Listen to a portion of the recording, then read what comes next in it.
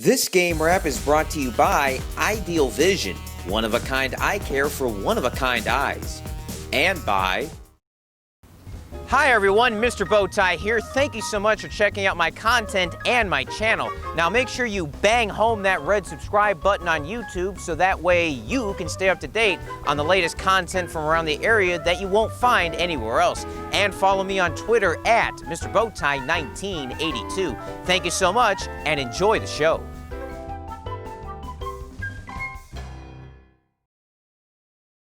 When Harlan moved up to 6A, that caused Brandeis and Clark to move out of the district into another district, meaning that the Hawks, O'Connor, and Brennan were expected to contend for the district title. While Brennan is in contention for that title, Harlan and O'Connor have gotten off to really slow starts, and their inaugural meeting tonight over at Ferris Stadium, not just to see who's going to stay in the district title race, but it may have a lot more playoff implications than people thought. Both teams lost their season openers. Both teams were upset to start district play, Harlan against Taft and O'Connor losing to Marshall for the first time in 10 years. Last week, both teams won, albeit barely. Harlan needed a big rally to beat upstart Marshall, while O'Connor needed some really unusual play calling from Taft to escape against the Raiders. O'Connor did block a P18, returned it for 2 points. Taft had a touchdown called back by penalty, a field goal called back by penalty, and Taft twice passed on what would have been relatively short field goal kicks, so both teams are not that far away from actually being 0-3.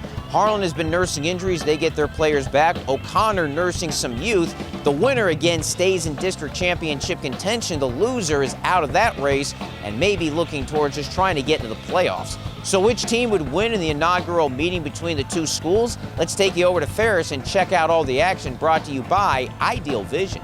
There's Harlan's Nathan Johnson, number 42, their top defensive guy. He factored big time into the contest. So did John Locke of O'Connor, number 15 in gold. Both offenses struggled with the dropsies all game long, and it was special teams that factored into the game both early and late. Harlan attempting a field goal in the opening period. Arrow out on Kyler Goodman, number 6. When that arrow is out, you know what's coming, right? Goodman with the block and Ashton Capitano with the return, 54 yards for a touchdown, a 10-point swing at 7-0 O'Connor. Remember, Capitano blocked a PAT last week against Taft that was returned for 2 critical points in that game that decided that outcome. That's not the end of the special teams issues for Harlan. Second quarter, now OC back to try a field goal. Field goal block returned for a touchdown? No, Harlan jumped offside, free first down O'Connor. Wally Kendall took advantage of that boo-boo. A short touchdown run by him gave OC 4 extra points and a 14-0 lead. Fireworks in the distance couldn't compare to the fireworks about to come. OC, in fact, led 24-7 in the third quarter, but the Hawks have been a second-half team all season. Harlan scored a touchdown but missed a critical PAT in the third. There you see Johnson again. He did a good job of disguising himself in the secondary to where even umpire Delbert Parks couldn't find him. Neither did Caleb Smith. First play of the fourth quarter, Smith passed through the receiver's hands and picked off by Johnson. He ran it back 36 yards for a touchdown. Harlan missed a PAT earlier in the half, so they had to go for 2, but missed that one as well. Harlan within 24-19, and David Molesky knew the momentum had changed. Molesky ball hadn't been seen much in recent years, but he tried a fake punt, and it worked.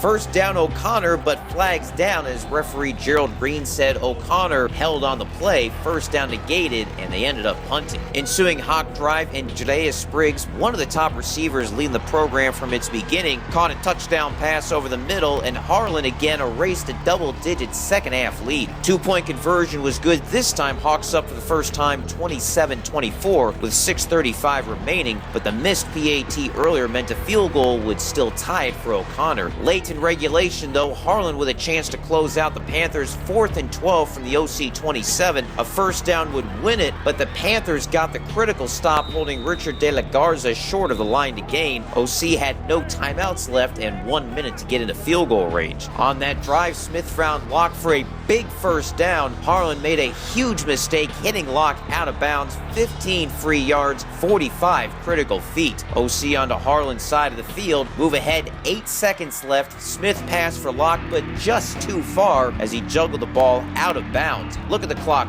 1 second left. Just like the drama in all the thriller movies and TV shows of the 80s and 90s, Ethan Jarman had to make it to extend the game and possibly OC season. But he was true from 39 yards out, and we're tied. Hey everyone, on to America's favorite game, extra possessions. And on to our Ideal Vision moments of the game, brought to you by Ideal Vision. Harlan had first possession, a couple of negative plays and a holding call backed them up. 4th and long from the 31. Cannon Williams' pass tipped up and knocked away from Eric Burnett. OC held in the top half of the inning. All the Panthers needed in the bottom of the inning was a field goal. Molesky could only watch as Jarman trotted out for a 27-yard field goal attempt.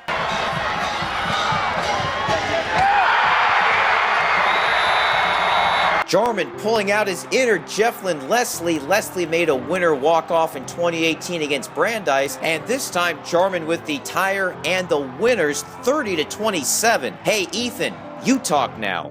Hey man, I want to give credit to my team, man. They worked really hard and they set me up for that, and I was just doing my job. Coach is always talking about executing, and I feel like everybody executed tonight. How was this team able to come back after losing the 17-point lead? Just determination, what Coach said, never give up.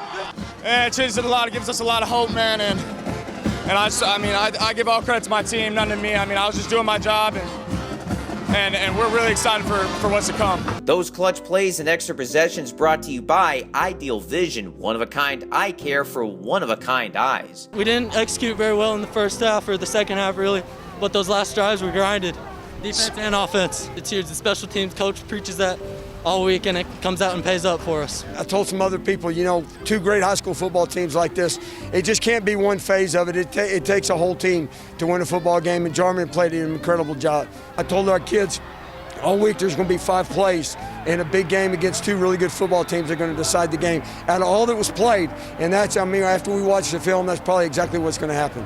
Those kicks had a lot more meaning than just that game. If Northside ends up shortening up the season and going with zones, that kick literally decided several teams' fates. In that scenario, had Jarman missed the field goals or Harlan made their PATs, Taft would have won the zone in the automatic playoff spot, while O'Connor would have finished last and been eliminated from playoff contention altogether. Yes, they would have been out of the playoffs. Instead, Jarman made the kicks and they won the zone in the automatic playoff spot, while Marshall, who beat O'Connor, ended up finishing last and would be out of playoff contention. By the way, O'Connor would play Brennan in the district championship game if zones end up happening. Reporting for now from San Antonio, I'm Greg Sherman.